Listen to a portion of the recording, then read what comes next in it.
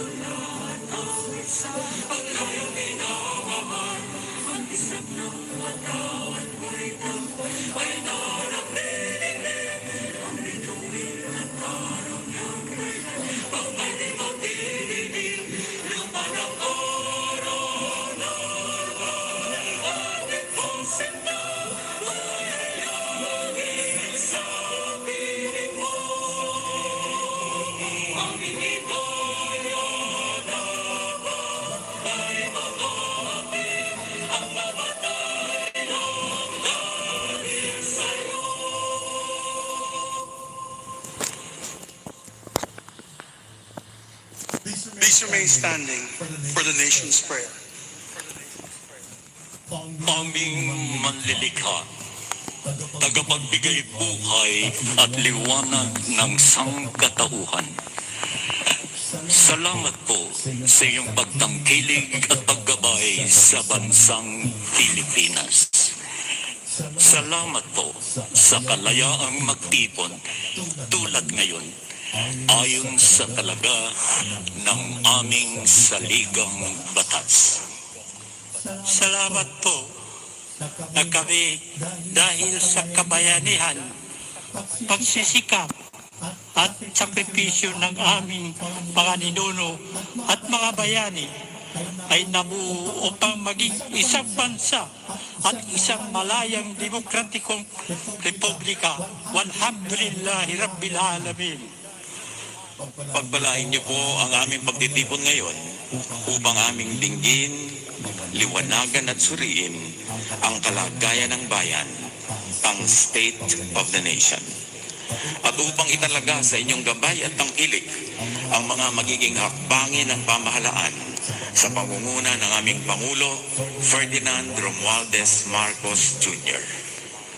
Biyayaan niyo po kami, mga mamamayan at mga namumuno, ng patuloy at tumitibay na pagkakaisa, pagtutulungan at pagmamahalan bilang pagsunod sa inyong mabuti at magandang kalooban.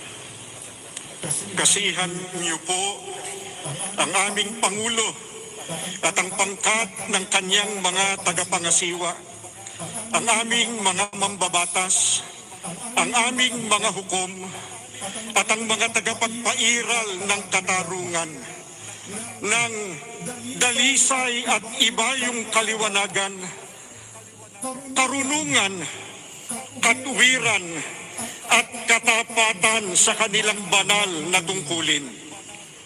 Patuloy niyo kaming Turuan at kakahayin kaming lahat na mga mamamayan at mga pinuno tungo sa dakilang pagkakaisa na magbubunga ng ibayong kapayapaan, kaayusan, kaunlaran, kasaganaan, at kasiyahan ng lipunang Pilipino.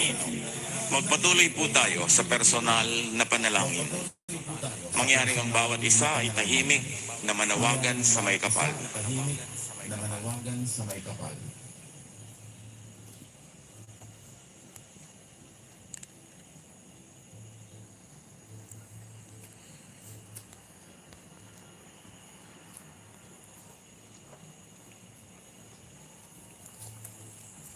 Queen.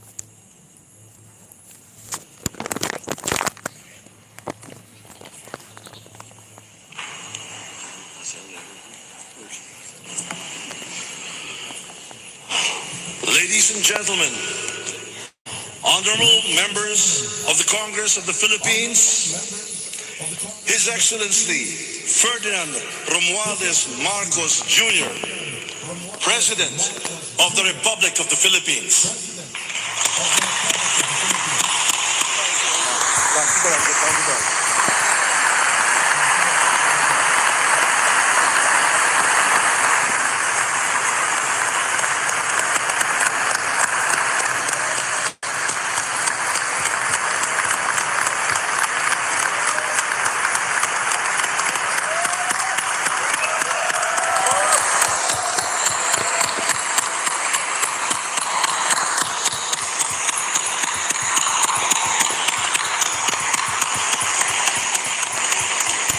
Vice President Sara Zimmerman Duterte, former Presidents Joseph Ejercito Estrada, Gloria Macapagal Arroyo, and Rodrigo Roa Duterte, Senate President Juan Miguel Zubiri, and the honorable members of the Senate, House Speaker Ferdinand Martin Romualdez, and the honorable members of the House of Representatives, Chief Justice Alexander Gesmundo, and the honorable justices of the Supreme Court, the Apostolic Nuncio, Most Reverend Charles John Brown, and the esteemed members of the Diplomatic Corps, the honorable members of the Cabinet, our First Lady, Luis Araneta Marcos, and our children,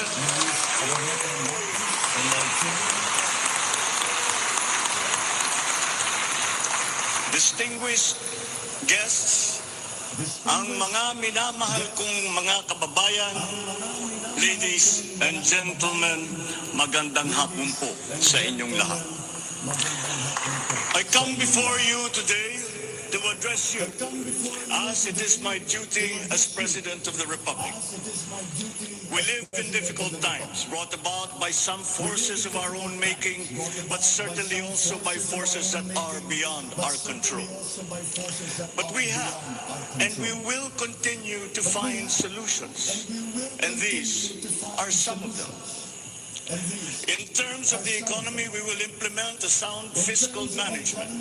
Tax administration reforms will be in place to increase revenue collection.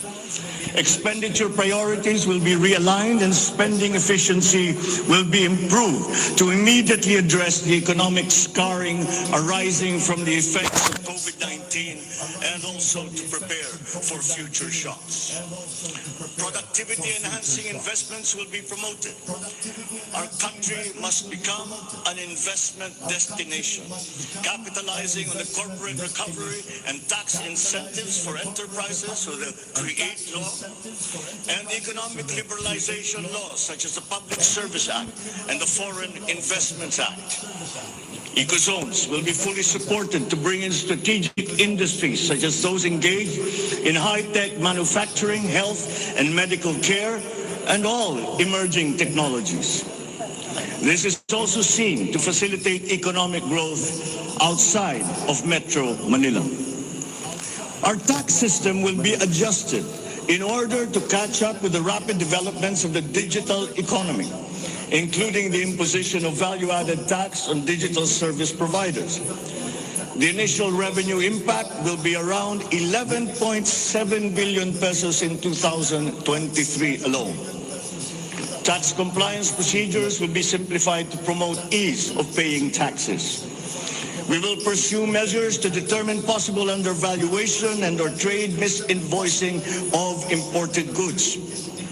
Through information and communications technology, the Bureau of Customs will promote streamlined processes.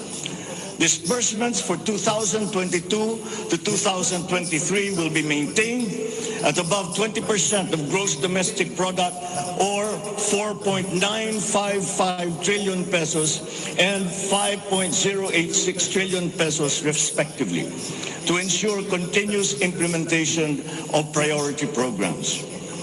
Disbursement will further increase over the medium term from 5.402 trillion pesos, or 20.7% of our GDP in 2024, to 7.712 trillion pesos, or 20.6% of GDP in 2028. The medium-term fiscal strategy of this administration seeks to attain short-term macro-fiscal stability while remaining supportive of the country's economic recovery and to promote medium-term fiscal sustainability.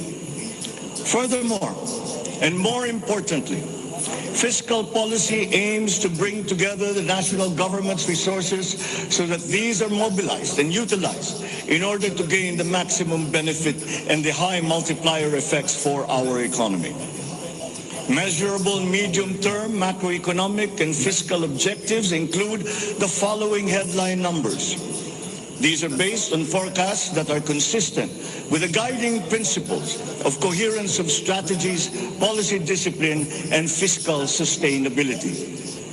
6.5 to 7.5% real gross domestic product growth in 2022. 6.5 to 8% real GDP growth annually between 2023 and 2028. 9% or single-digit poverty rate by 2028. 3% national government deficit to GDP ratio by 2028. Less than 60% national government debt to GDP ratio by 2025. At least $4,256 US income per capita and the attainment of upper middle income status by 2024.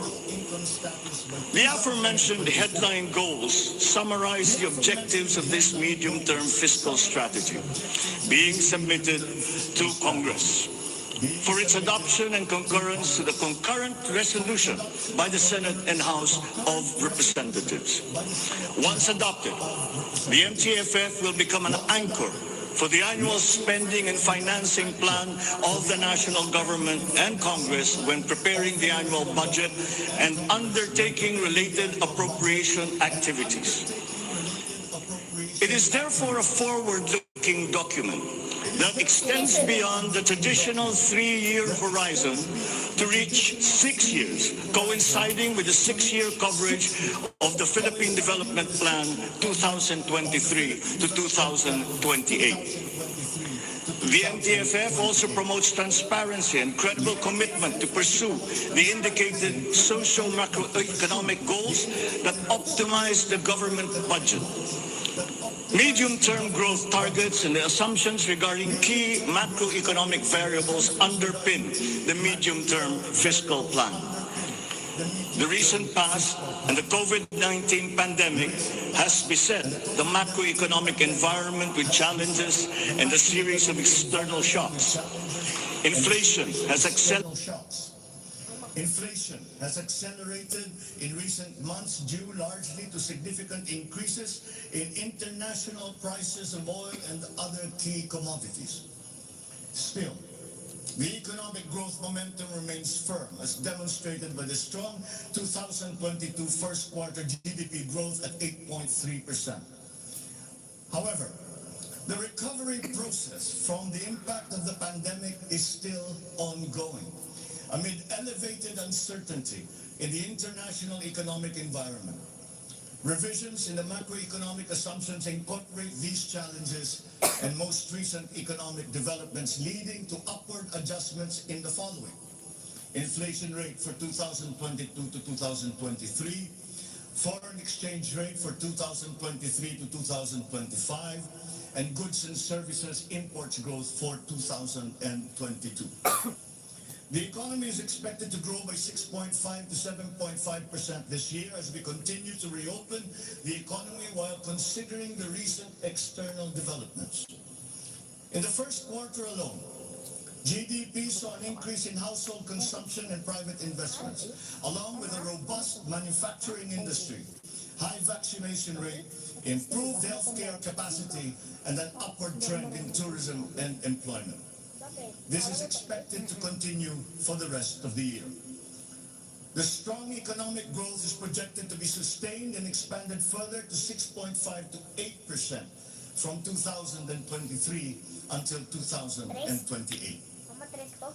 The average inflation for 2022 is projected to range from 4.5 to 5.5%, following the uptick in fuel and food prices as a result of the ongoing Russia-Ukraine conflict and the disrupted supply chains.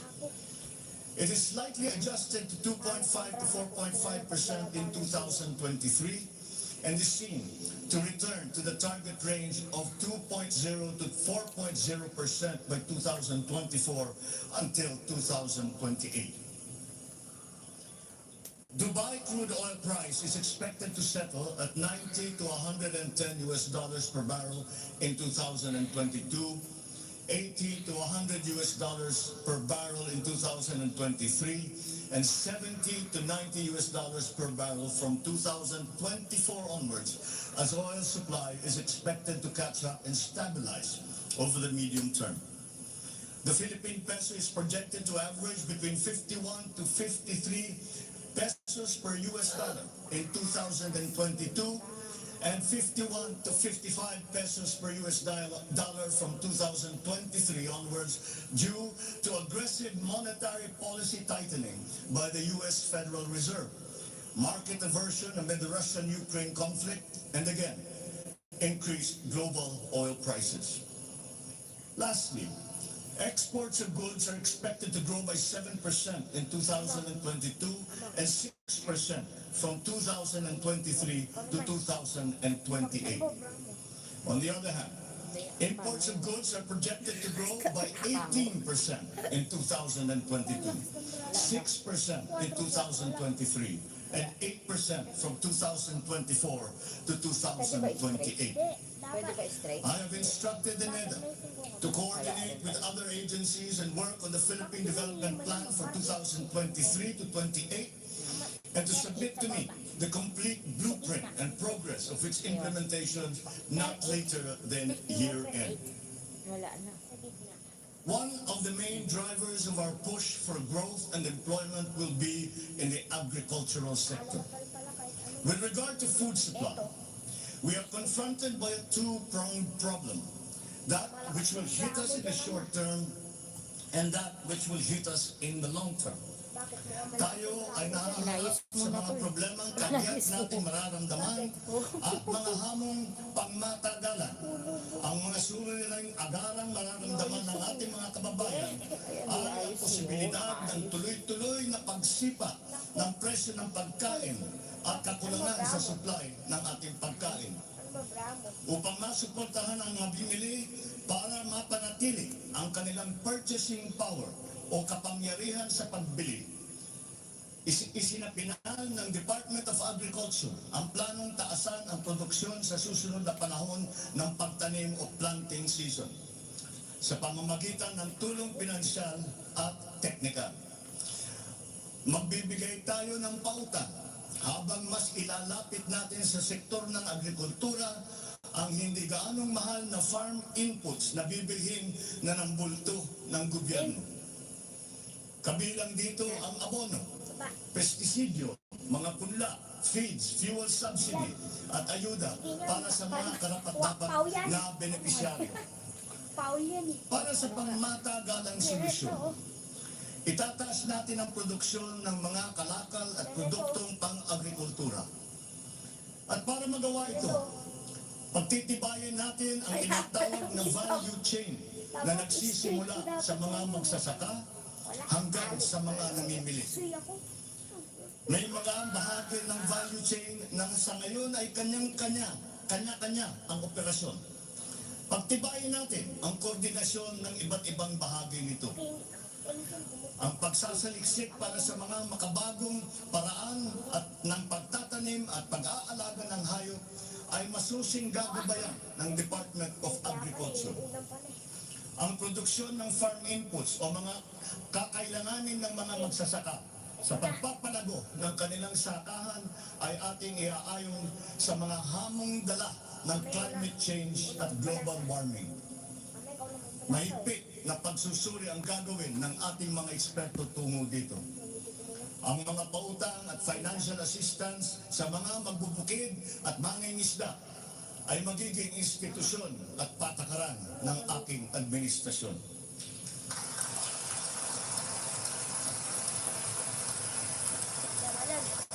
Everyone, Ipapaprioridad natin ang modernisasyon ng mga sakahan Okay, ano sa sa'yo? pamamagitan ng mga makabagong teknolohiya para sa ating mga magsasaka. Ayan sa'yo. Ating Ito. palalawakin ang mga palaisdaan, babuyan at manuka. Lahat ng ito gagamitan ng Okay, siyensya ikaw nang pumili. para tumaas Sa ang tuka. produksyong Sa tuka. agrikultural. Anong pinili mo? Takot pa rin ako. Maging ang post-production ay susuportahan ng pamahalaan. Gagawa tayo ng network, national network ng farm-to-market road upang mas mabilis na mailakbay ng mga magsasaka ang kanilang mga produkto sa mga pamilihan. Okay, At game. gagawa tayo ng mga paraan upang maramdaman ng mga mamimili ang pagluluwag ng presyo ng mga produktong pagkain sa kayang halaga, gaya ng muling pagbubuhay ng mga kadiwa center. Hindi ito magagawa sa isang araw. Hindi magagawa sa isang buwan o isang taon lamang. Ngunit, kailangan na natin simulaan ngayon. May kami magbulakso. Ang Agrarian Reform Program ay dapat magpatuloy. Agrarian reform is not only about acquisition, but also about support services and distribution. Player 2 tayo. To assist this, I intend to issue an executive order to impose a one-year moratorium on the payment of land amortization and interest payments. Kahit ano dito ko. Bahala na sa akin. Bigaw sa'yo. This is included in Republic Act number 11469 or the Bayanihan to Heal as One Act. A moratorium will give the farmers the ability to channel the resources in developing their farms, maximizing their capacity to produce, and propel the growth of our economy. Ikaw magtumira ulit ang bayan. Ano naman? Civil society organizations also support this because it will unburden the farmers of their dues and be able to focus on improving farm productivity. Congress must also pass a law that will emancipate the agrarian reform beneficiaries from the agrarian reform debt burden, thereby amending Section 26 of Republic Act 6657.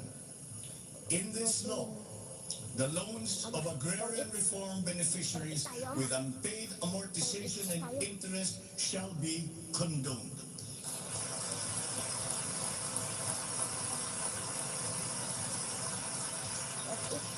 Layunin ng batas na ito ay burahin ang hindi mabayarang utang ng ating mga magsasaka na benepisyaryo ng agrarian reform.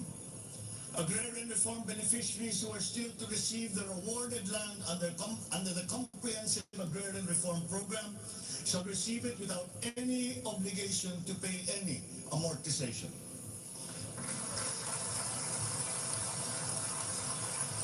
The condonation of the existing agrarian reform loan will cover the amount of 58.125 billion pesos, benefiting 654,000 agrarian reform beneficiaries and involving a total of 1.18 million hectares of awarded lands. Na may naglaro.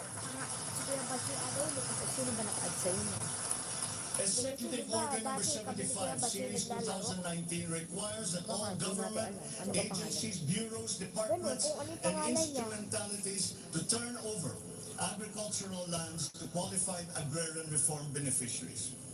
At present, we have a total of 52,000 hectares of unused agricultural lands of the government, which shall now be used for distribution to the following sectors in accordance with Section 40 of the Republic Act number 6657 as amended. Thus, landless war veterans, landless surviving spouse and orphans of war veterans, landless retirees of the Armed Forces of the Philippines and the Philippine National Police. Agricultural lands acquired under this program will be given to graduates of college degrees in agriculture who are landless.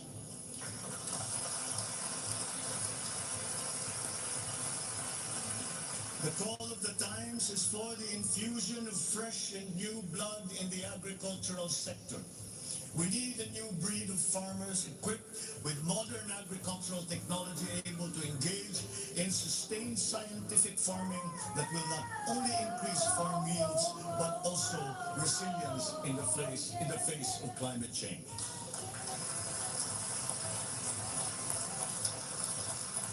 They say that each brand has a story.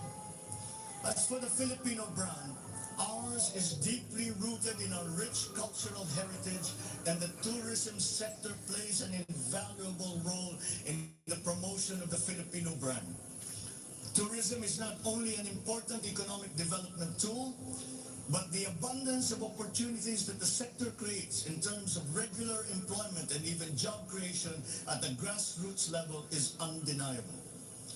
To boost our tourism industry, we will first and foremost make basic developments, such as road improvements for easier access to tourism spots. We will also upgrade our airports and create more international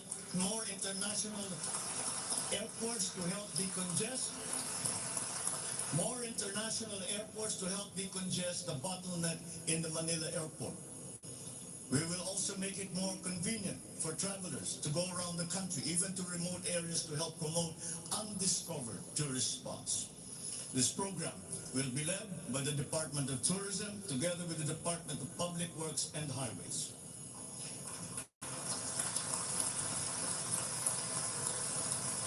To foster the Filipino brand is to spark our sense of pride and reaffirm our strong sense of identity. It is time to welcome the rest of the world with an enhanced Filipino brand that is unique, attractive, and creative. The creativity of the Filipino is truly world-class. We excel in arts and culture, new media, live events, avenues which generate primary and downstream jobs for our creative and talented countrymen. Unfortunately, ang mga hanap buhay na ito ang unang pinadapa ng pandemya at ang pinakahuli namang makabalik sa normal.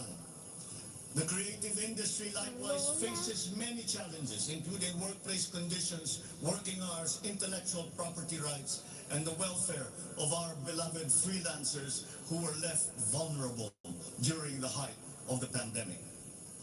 We require an institutionalized creative industry that will advance the interest of its stakeholders. Sila na nagbibigay ng kaluluwa at pagkakilala sa ating pagka-Pilipino. Protektahan natin sila.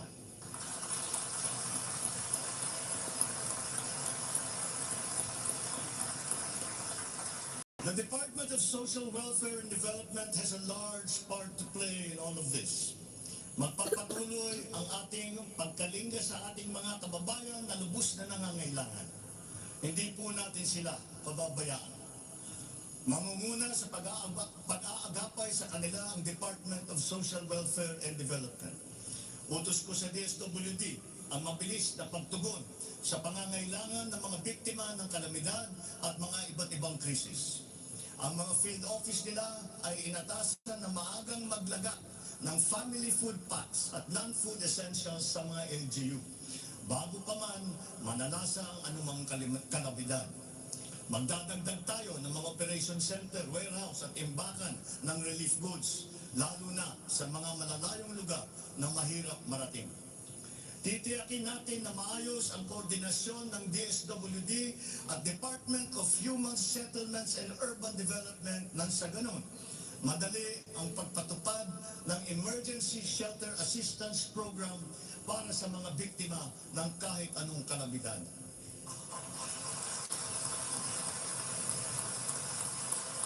Pagtitibayan pa natin ang komprehensibong programang Assistance to Individuals in Crisis Situations o ang ating tinatawag na AICS para may parating ang tulong sa mas maraming biktima. Hindi natin papahirapan ang mga biktima ng krisis na dudulog sa ahensya. Gagawin natin simple ang proseso ng paghingi at pagparating ng tulong. Dahil hindi naman dapat dinadagdagan pa ang hirap ng nararanasan ng ating mga mamamayan. Upang matiyak na mapupunta sa kwalipikadong mga mga pamilya, ang tulong na pamahalaan sa mga pamamagitan na 4Ps o Pantawid Pamilya Pilipino Program, titiyakin natin na malilinis ang listahan ng benepisyaryo.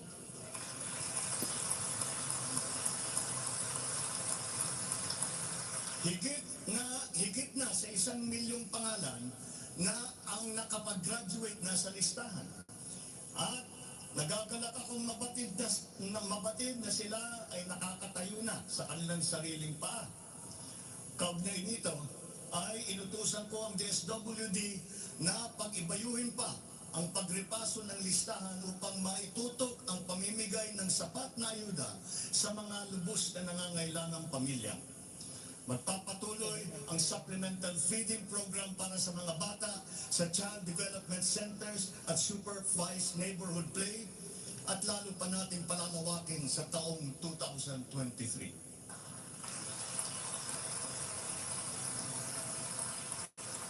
Hindi rin natin nakakalimutan ang mga solo parents at mga nanay na nahiwalay sa kanilang mga mister dahil sa karahasan. Pagtitibayin natin ang programa sa violence against women and their children. Kabilang na ang counseling para sa mga biktima, katuwang ang ating mga LGU. Tiyakin natin na sapat ang pondo sa halos 70 residential care centers at 7 non-residential care centers para sa vulnerable sectors at persons with disabilities na sumisilong dito. Sa ating sitwasyon ng pangkalusugan, nariyan pa rin ang banta ng COVID-19. Lalo't may mga nadidiscovering bagong pero hindi na natin kakayanin ang isa pang lockdown. Wala na tayong gagawing lockdown.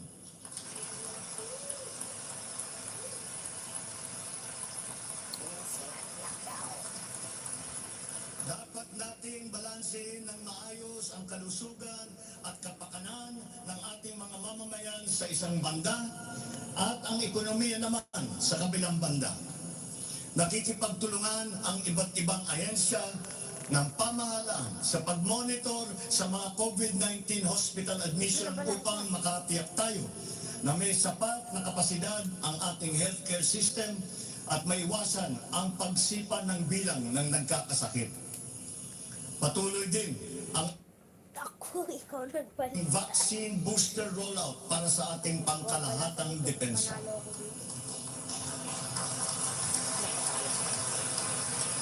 Sa ganitong paraan, kahit pa tumaas muli ang bilang ng mga COVID cases, mananatiling mababa ang bilang ng mga maospital at bilang ng mga namamatay. Sa pamamagitan ito, unti-unti rin tayong masasanay na nariyan ang virus pero hindi na seryoso ang banta sa ating buhay. Iaayon natin ang ating mga health protocols sa kung ano ang ating pangangailangan sa paglipas ng panahon at lalo pang iibayuhin ang kooperasyon kasama ang pribadong sektor upang tumaas pa ang kumpiyansa ng mga mamumunuhan nang sa gayon ay bumalik na tayo sa full capacity, lalo-lalo na ang ating mga negosyo.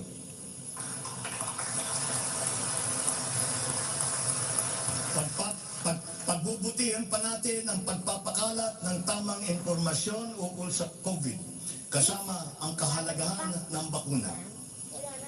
Mananatili muna sa ngayon ang alert level system natin. Pinapag-aralan natin ang ibang paraan ng klasifikasyon upang mas babagay sa kasalukuyang sitwasyon, lalong-lalo na sa pagbabago ng COVID. Sa pakikipagtulungan ng Kongreso, itatatag natin ang ating sariling Center for Disease Control and Prevention at ang isang Vaccine Institute.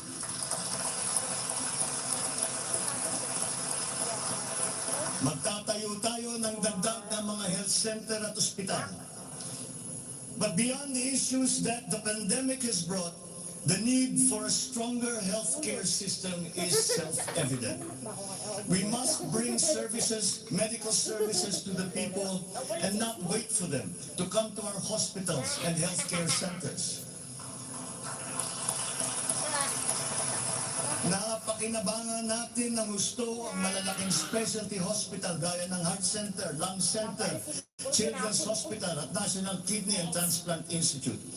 Kaya maliwanag na hindi lang dapat dito sa National Capital Region kundi maging sa ibang parte ng bansa.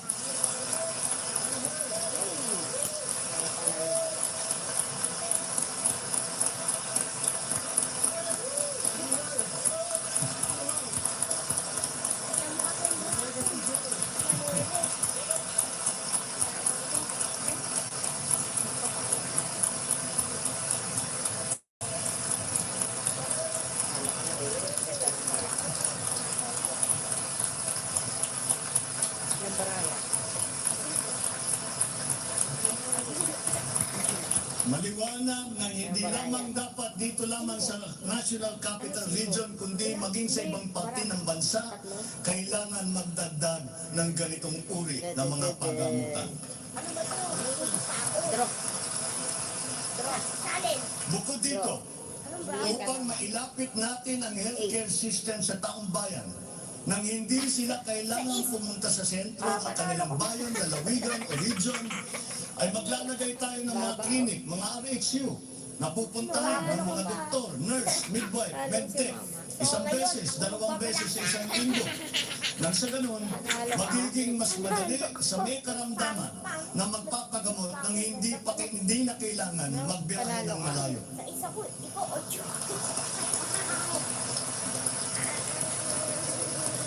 One of the cornerstones of a strong healthcare system is the provision of competent and efficient medical professionals. We will exert all efforts to improve the welfare of our doctors, our nurses, and other medical frontliners. Dapat din tayong magkaroon ng sapat na supply ng gamot na kinakailangan sa pang-araw-araw ng ating mga mamamayan.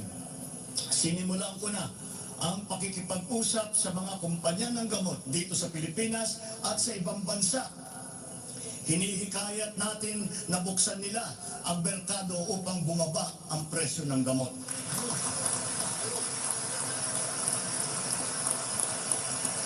Halimbawa, kung mas marami ang mas murang generic o hindi branded na gamot sa merkado, mas bababa rin ang presyo dahil sa kompetisyon. Ang Department of Trade and Industry ay nakikipag-usap sa mga interesadong manufacturer ng generic drugs na papasok sa ating bansa.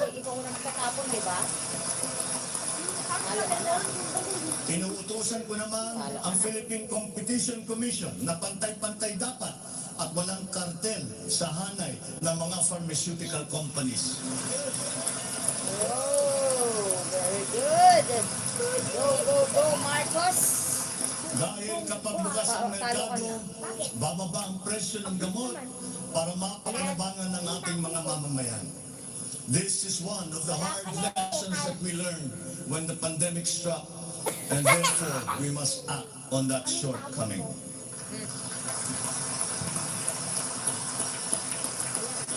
In the educational sector, I believe it is time for our children to return to full face-to-face classes once again.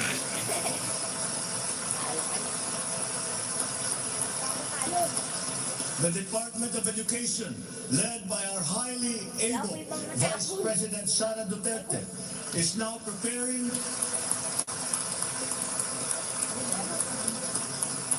preparing for its implementation in the upcoming school year, with utmost consideration for the safety of students as we are still in the middle of the COVID-19 pandemic. We must ensure that our classrooms are safe for teachers, for students, and the entire academic community when they return to face-to-face classes. We continue to encourage everyone to get their booster shots in preparation for the resumption of in-person classes. This is one of the reasons I have directed the Department of Health and the Department of Interior and Local Government to undertake another rollout of booster shots.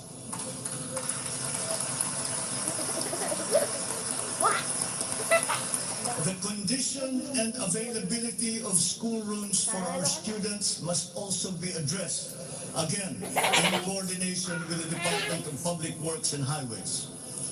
Though some complications have arisen over the question of repair of school buildings in relation to the Mandalas-Garcia ruling, this will be ironed out. We have been in discussion with local government leaders, governors, and mayors in the last few weeks to determine with the LGUs what is actually practicable, what functions belong to the LGUs, and what belong to the national government. There have also been lengthy discussions on the continuation and viability of the K-12 school system. We are giving this careful review, and all necessary inputs and points of view are now being considered. In the longer term, we are instituting a program of refresher courses and retrainings for our teachers so they can stay abreast of the rapid growth in technology, especially in this post-pandemic world. As for the horror stories that we have heard about the poor quality of educational materials and supplies that are being given to our schools, this must end.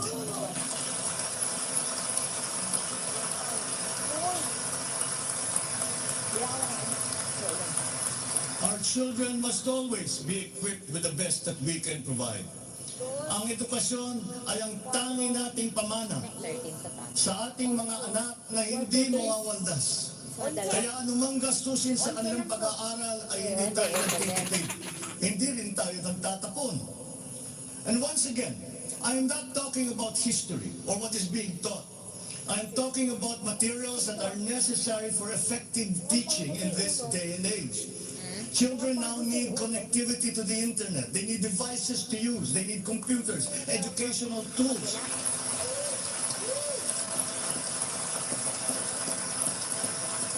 So that they might participate fully in the digital community here and abroad. We must do better in the international rankings, especially when it comes to the so-called STEM subjects. Science, technology, engineering, and mathematics. These skills, this knowledge, are necessary for our young people to be able to compete in a highly technological and competitive world. The raw talent is there in our young people. It is up to our educational system to develop and to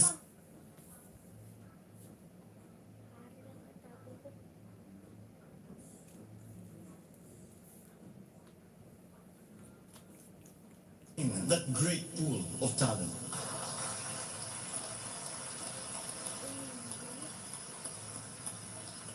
Foreign employers have always favored Filipino employees because of our command of the English language. This is an advantage that we must continue to enjoy.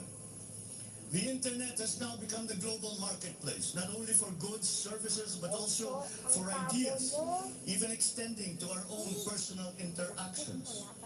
And the language of the internet, for better or for worse, is English. Therefore, the question of our medium of instruction must be continuously re-examined to maintain that advantage that we have established as an English-speaking people.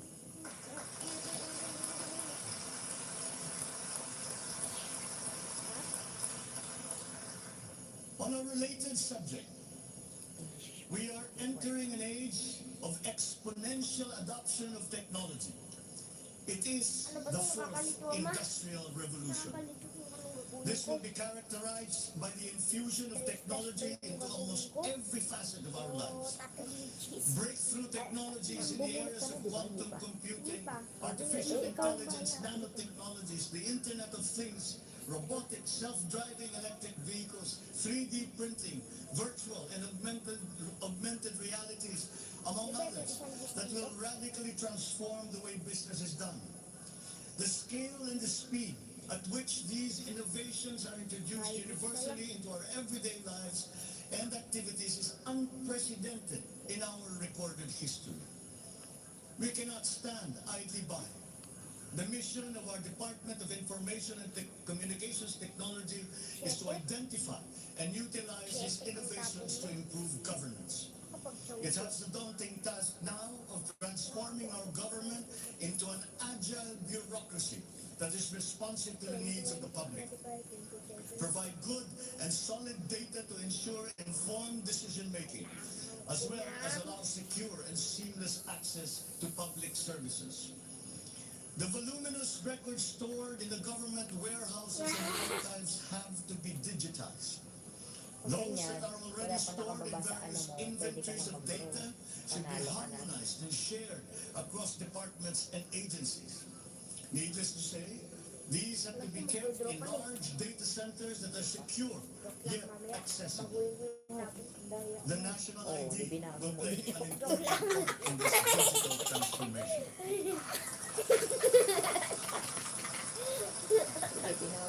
For citizens to be able to seamlessly transact with government, their identity must be easily verifiable. We expect to issue 30 million physical IDs and 20 million digital IDs by the end of this year. The target is to accomplish the issuance of about 92 million IDs by the middle of next year. As the world moves into rapid digitalization, the digital divide will become more pronounced. The depth and breadth at which these technologies will be transformative in our lives is fully expected. This will open new opportunities for the creation of wealth, but will also likely create inequalities. Hence, universal connectivity will be a vital component in order to ensure that no citizen is left behind.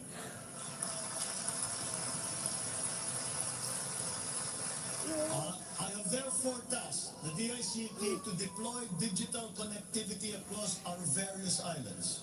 This will be done through the implementation of the National Broadband Plan, the Common Tower Program, connecting our geographically isolated and disadvantaged areas via our Broadband ng Masa project.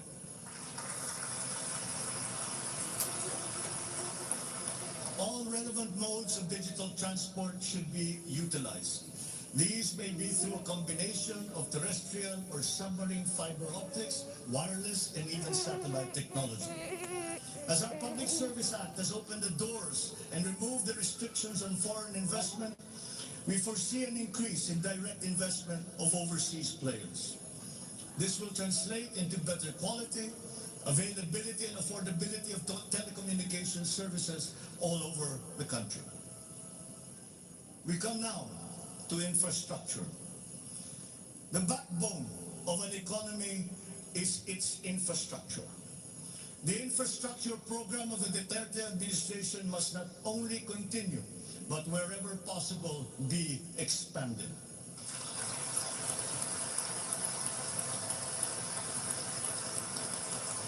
We shall confidently build on this firm foundation established by my predecessor, as it is in building an edifice. We must keep the momentum and aspire to build better, more. Necessarily, infrastructure development will remain a very high priority in our drive for growth and employment. Once again, I will not suspend any of the ongoing projects, as those have already been shown to be of benefit to the public that they serve.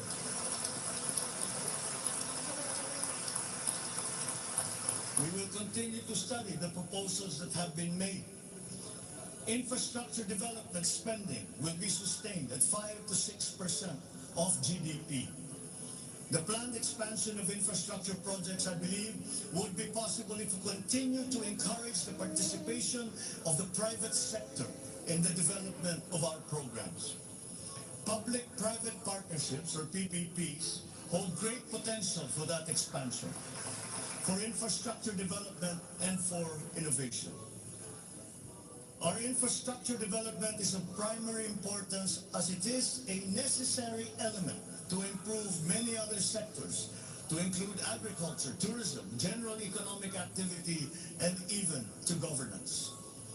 It is my belief also that we have missed some great opportunities to develop our rail transport system. It is clear in my mind that railways offer great potential, as it continues to be the cheapest way of transporting goods and passengers. We can build upon the already existing lines by modernizing these old railway systems. There are dozens of railway projects on the ground, above the ground, below ground, not just in Manila, but in other regions, at various stages of implementation and with a combined cost of 1.9 trillion pesos. This administration is committed to finish building the current portfolio of investments, approved railway projects such as the North-South Commuter Railway System, the 33-kilometer Metro Manila Subway Project, the 147-kilometer North-South Commuter Railway System, the 12-kilometer LRT-1 Cavite Extension, the 23-kilometer MRT-7, and the common station that will connect LRT-1, MRT-3, and MRT-7. And beyond NCR, larger scale railway systems like the 102-kilometer Mindanao Railway Project,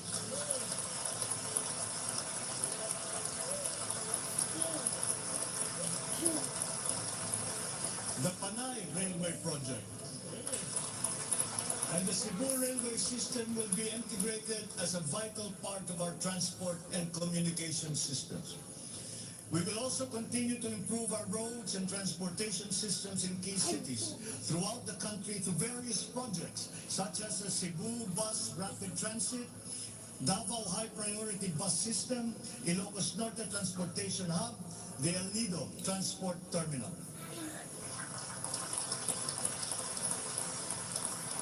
My order to the Department of Transportation, or DOTR, is really very simple. Full speed ahead.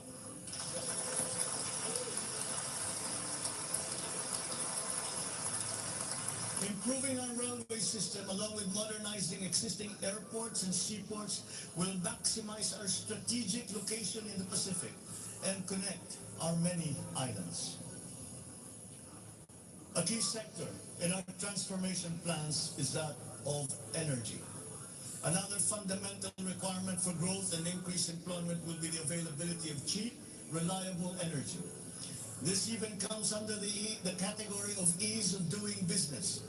If we are to attract investors, both local and foreign, to set up shop here in the Philippines. At present, our demand for energy far exceeds our reliable supply. We must increase the level of energy production. We must look at every possible option that would be appropriate for the Philippine situation. There is some room to expand our present power supply through existing power sources, but this is only to a very limited extent. We must build new power plants.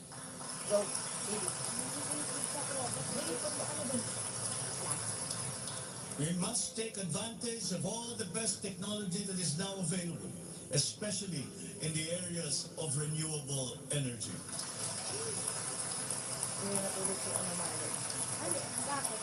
Our search for new power sources should always be with an eye to improving the mix of the energy supply between traditional and renewable sources. The technology on renewable energy is progressing rapidly, and many of these technologies are appropriate for the Philippines.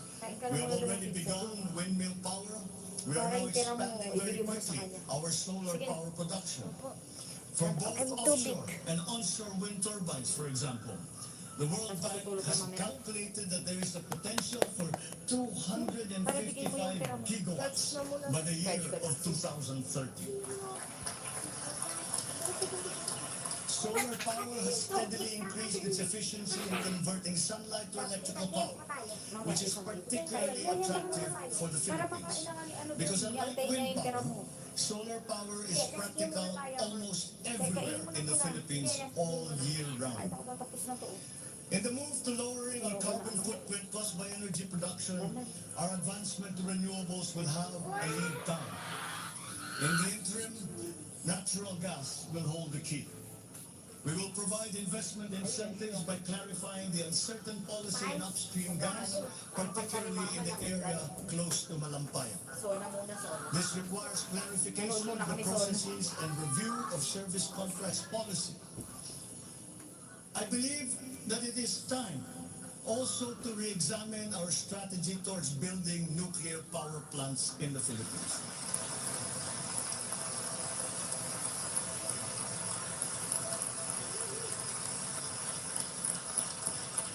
We will comply, of course, with the International Atomic Energy Agency regulations for nuclear power plants as they have been strengthened after Fukushima.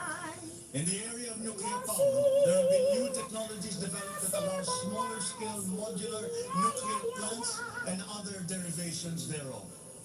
Once again, PPPs will play a part in support as funding in this period is limited.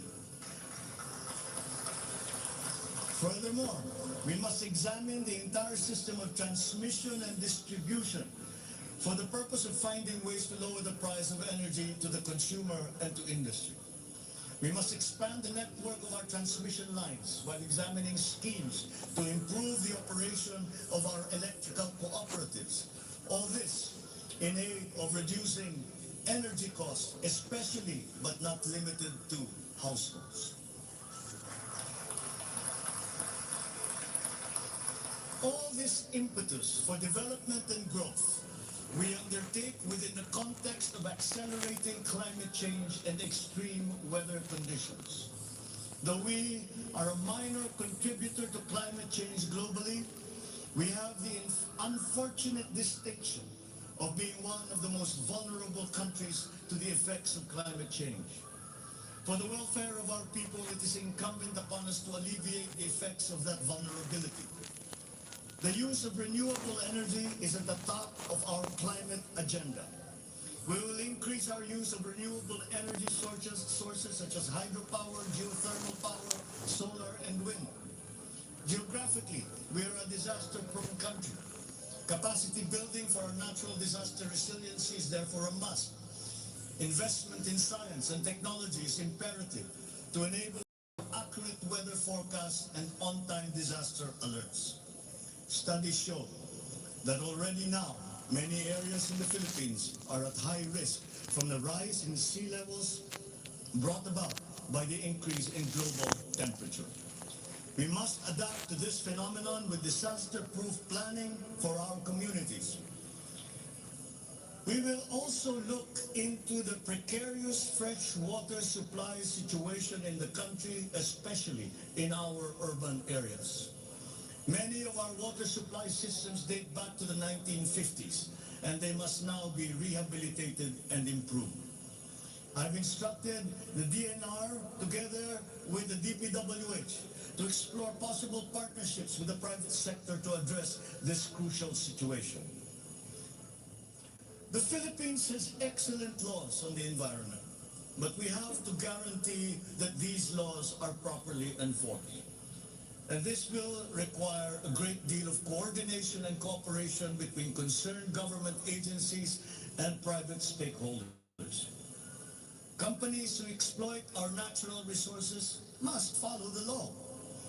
We all have the responsibility to preserve this earth, for we are but custodians and we will pass on this great treasure to future generations.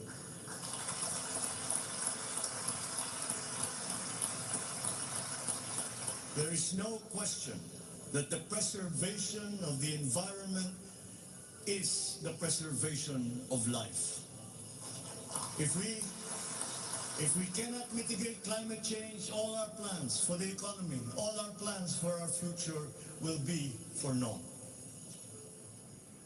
Bawat Pilipino sa ibayong dagat na nagsasakripisyong lisanin ang kanyang pamilya sa Pilipinas upang maghanap buhay ay nararapat lamang magkaroon ng pamahalaang natatawag nilang tahanan habang nasa ibang bayan.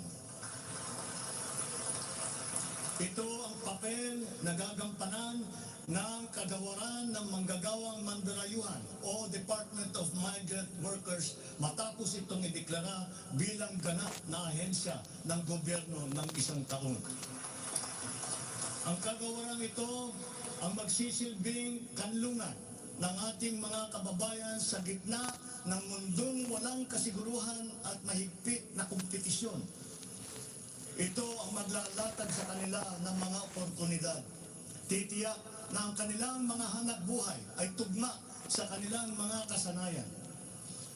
Maninigurong akma ang sahod at maayos ang kalagayan sa kanilang mga kumpanya at mga ngalaga sa kanilang mga pamilya habang sila ay nasa malayo. Gagawin natin ito sa pamamagitan ng pag-aalis ng red tape sa sistema ng pagsusulong ng digital empowerment.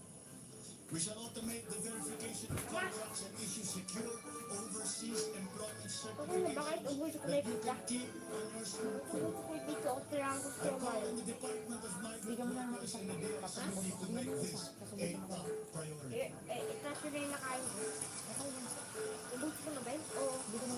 Tinatawagan ko rin ang Department of Foreign Affairs na magpagtulungan sa Department of Migrant Workers na tiyakin ang lahat ng mga diplomatic post ay tutulong na agarang maibalik sa trabaho. Para sa isang dayuhang employer na iproseso ang mga papeles ng Pilipinas ng Pilipinong nais nitong kunin bilang empleyado.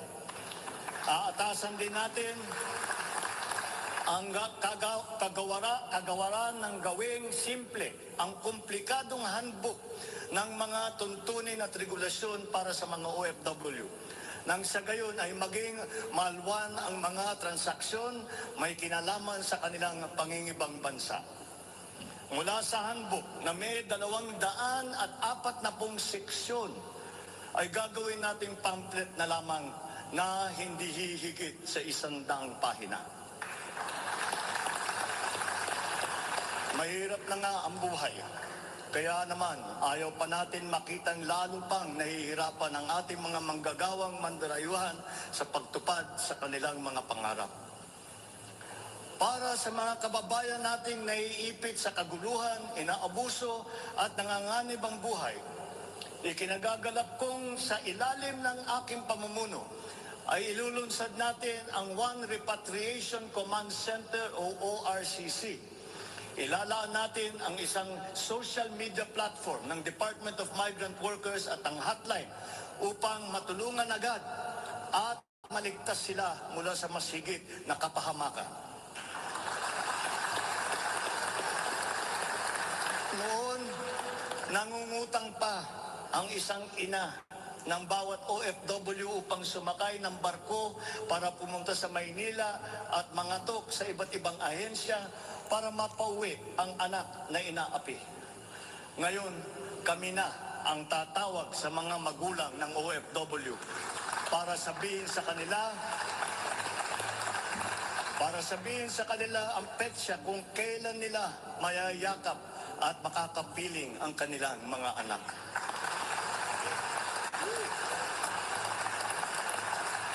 Sa kasalukuyan ay nakikipag-ugnayan tayo sa pamahalaan ng Saudi Arabia upang buksan muli ang deployment.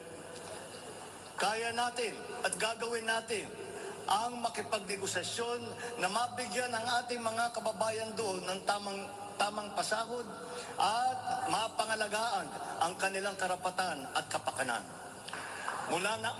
Muli natin patitibayin ang respeto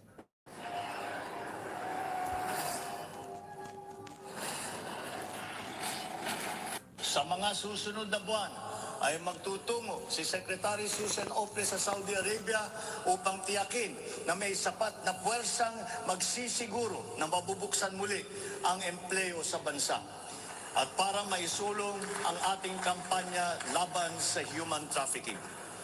Ngayon, para naman sa mga anak na naiwan sa Pilipinas, titiyakin ng Department of Migrant Workers sa pamamagitan ng OWA na sila ay maipapasok sa magagandang paaralan, magtuturo sa kanila ng financial literacy, mental wellness, sports, sining, kultura. Ito ay mangyayari sa pakikipagtulungan ng iba't ibang ahensya ng pamahalaan. Alagaan natin ang kabataang Pilipino sapagkat sila ang kinabukasan ng ating inambayan.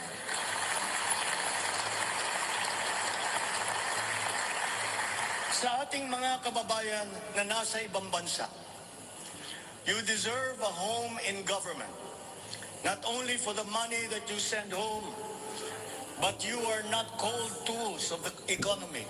You deserve it for your sacrifices for our country and your perseverance and excellence in the global arena. You OFWs represent the fighting faith of the Filipinos as a nation and as a people. Let us transform your overseas journey into inspirational stories for all time. Thanks to you, our dear legislators, and of course to the man every OFW now refers to as their tatay, President Rodrigo Duterte. You passed the law that created this new home for our OFWs.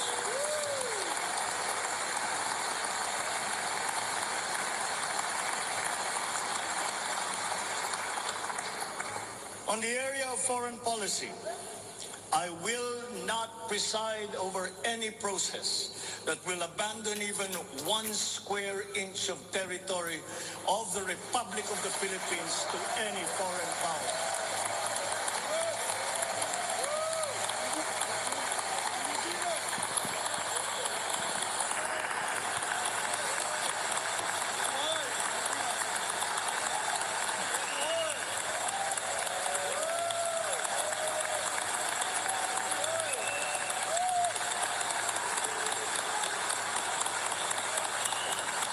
With respect to our place in the community of nations, the Philippines shall continue to be a friend to all, an enemy to none. The Philippines has always been open and welcoming to all our foreign friends and visitors. That is our worldview. That is our culture. But let me be clear. We are very jealous of all that is Filipino.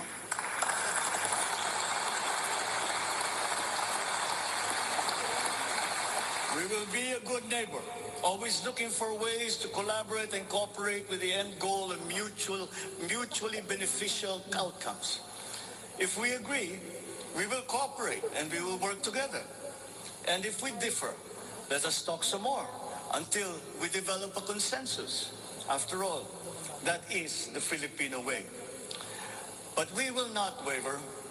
We will stand firm in our independent foreign policy with the national interest as our primordial guide.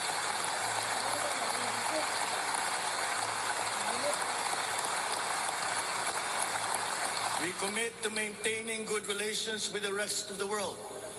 As a matter of fact, it is my sincere belief that the need for strong bonds and collaboration among nations emerges in the direst of times, such as in a pandemic.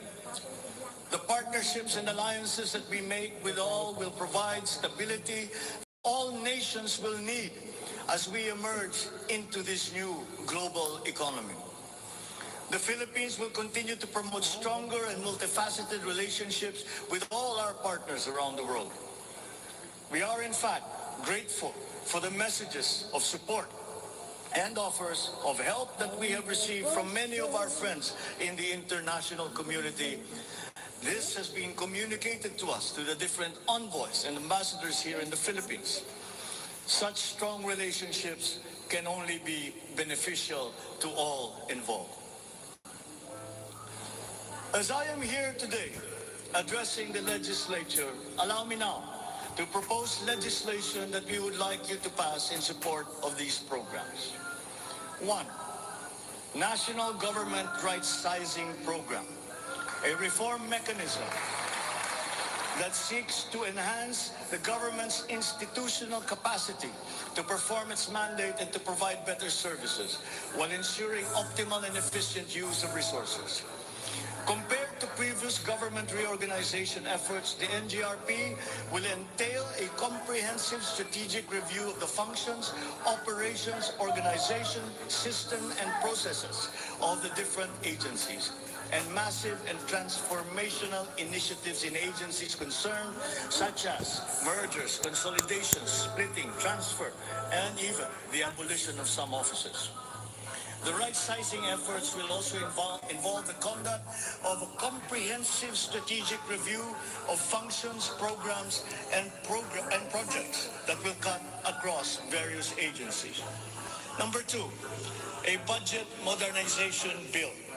This seeks to institutionalize a cash-based budgeting system under Executive Order number 91, Series 2019, to strengthen fiscal discipline in the allocation and use of budget resources by ensuring that every peso budgeted by the government would lead to the actual delivery of programs and projects. The full implementation of the CBS is timely and vital as the government executes response and recovery plans post-pandemic. Number three, Tax Package 3 Valuation Reform Bill. This bill provides for the A, establishment of real property values and valuation standards across the country, and B, the development of real property information system that provides for the database of all real property transaction and declarations in the country. Number four, Passive Income and Financial Intermediary Taxation Act. This seeks to reform the taxation of capital income and financial services by redesigning the financial sector taxation into simpler, fairer, more efficient, and a revenue-neutral tax system. It also represents to adopt a regionally competitive tax system. Number five, E-Government Act, which provides for the establishment of the e-government master plan, which shall cover all e-government services and processes. Number six, the Internet Transaction Act, or e-commerce law, which aims to establish an effective regulation of commercial activities through the Internet or electronic means to ensure that consumer rights and data privacy are protected, innovation is encouraged, fair advertising practices and competition are promoted. Online transactions are secured, intellectual property rights are protected, and product standards and safety are observed. Number seven, Government Financial Institutions Unified Initiatives to Distressed Enterprises for Economic Recovery. This seeks to provide financial assistance to distressed enterprises critical to economic recovery through programs and initiatives to be implemented by the Land Bank of the Philippines, the Development Bank of the Philippines, and the Philippine Guarantee Corporation for purposes of addressing liquidity or solvency problems of MSMEs and strategically important industries to encourage their continued operation and maintain employment. Number eight, the establishment of a Medical Reserve Corps. Establishes a Medical Reserve Corps under the Health and Emergency Management Bureau of the DOH. The MRC shall be composed of licensed physicians, medical students who have completed their 4 years of medical courses, graduates of medicine, registered nurses, licensed allied health professionals. Number nine, National Disease Prevention Management Authority. This bill seeks to create the Center for Disease Prevention and Control attached to the DOH. Number 10, the creation of the Virology Institute of the Philippines. This will create the Virology Science and Technology Institute of the Philippines as an attached agency of the DOST. All officers and units under the DOST with functions related to virology shall now be transferred to the Virology Institute of the Philippines. Number 11, the Department of Water Resources. This seeks to create the Department of Water Resources and adopts the Integrated Water Resource Management as the strategic framework for national water management, policy making, and planning. Number 12, Unified System of Separation, Retirement, and Pension. This grants a monthly disability pension in lieu of disability benefits provided under existing laws for military and uniformed personnel retired by reasons of disability. Number 13, the E-Governance Act.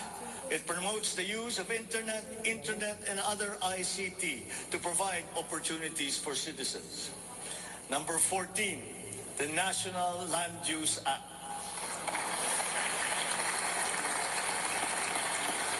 This will provide for a rational and holistic management and development of our country's land and water resources, hold owners accountable for making these lands productive and sustainable, strengthen the LGU to manage ecological balance within its jurisdiction. It also provides for land use and physical planning framework as a mechanism in determining policies and principles to implement this legislative measure. Number 15, the National Defense Act. This seeks to amend the antiquated National Defense Act of 1935 to provide for a change in the military structure of the armed forces of the Philippines that is more responsive to current and future non-conventional security threats to the country's territorial integrity and national sovereignty. Number 16, Mandatory Reserve Officers Training Corps and National Service Training Program.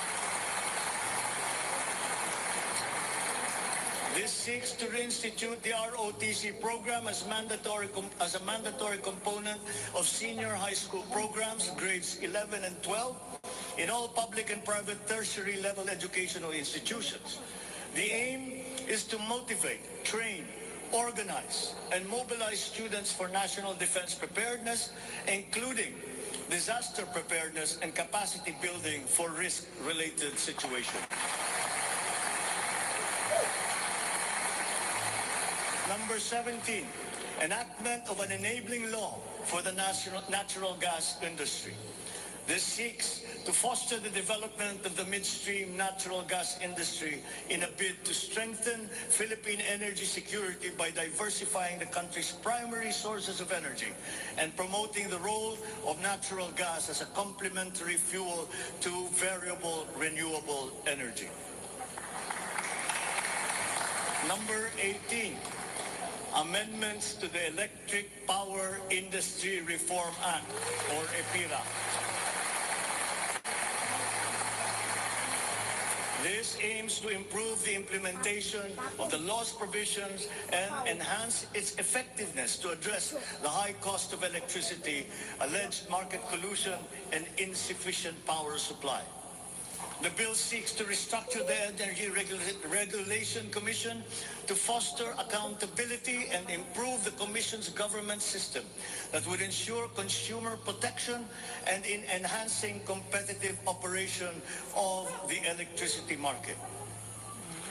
Number 19, amendments to the Bill Operate Transfer Law. This seeks to improve the implementation of the public-private partnership program and to be able to direct the desired outputs and outcomes in line with the strategic development targets of the country. Specifically, the amendments seek to 1. Address the ambiguities in the existing law. 2. Address the bottlenecks and challenges affecting the implementation of the PPP program. And 3. Foster a more competitive and enabling environment for PPPs.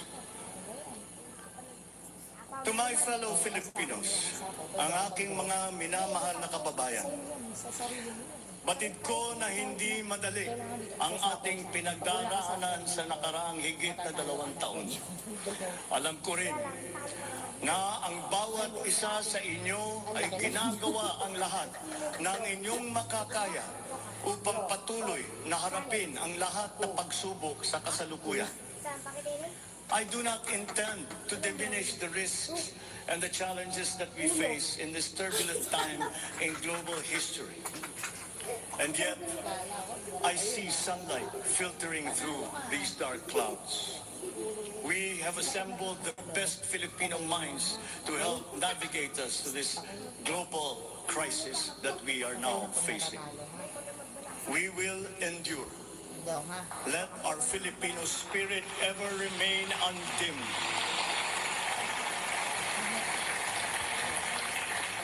I know this in my mind. I know it in my heart. I know it in my very soul. The state of the nation is sound. Thank you and good afternoon. Marami pong salamat sa inyo.